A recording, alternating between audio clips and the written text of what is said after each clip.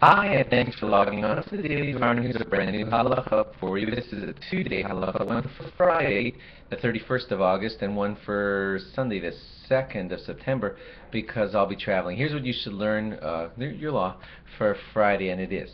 When the shofar is blown, you probably know that shofars make all kinds of different sounds.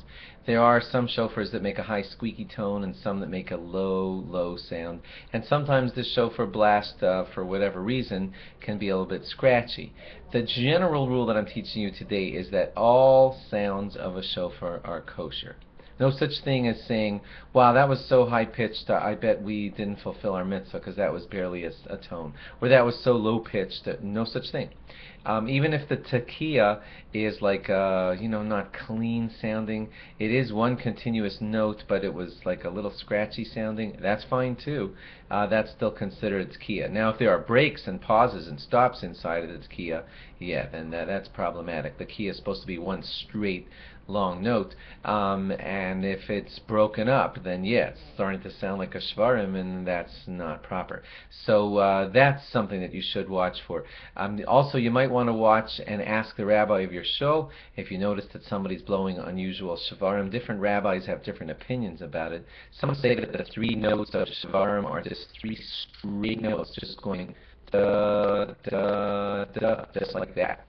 And some say that it has the sound of kind of like more of a cry, sounding like da da da da da da. And you will hear people doing it different ways. Just there should be one set way that the rabbi accepts in your shul, whichever way that he says. He's the boss. Just want you to know that there are different sounds for the shvarim.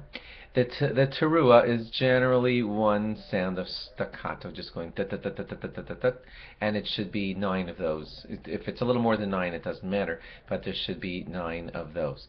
And all the other laws are stuff that really the Baal Tokeah himself has to know. That's just for the man who's blowing the shofar, like will he or will he not take a breath between shvarim and teruah, at which times, and all that. That the shofar blower will study that very, very carefully. Hopefully, if you are going to be the shofar blower, don't take it lightly, and study these laws carefully because you want to do it exactly right.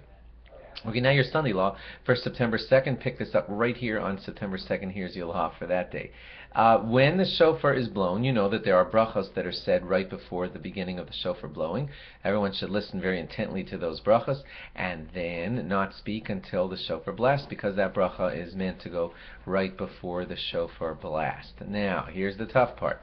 The shofar blowing is not over until about an hour and a half later, when the final shofar blasts are blown at the end of the Musaf service. Thing is, because you made a bracha and said amen to a bracha before those shofar blasts, and that bracha applies to all the shofar blasts, you should not break it with any speaking. So bottom line is, from the beginning of the bracha at the beginning of the shofar blowing till the end of the last shofar blowing, you should not talk. That's a really tough thing to do. It's about 2 hours, an hour and a half or so of not talking, but that's the proper way to do it. Thanks for logging on, and log on again tomorrow for more. Bye-bye.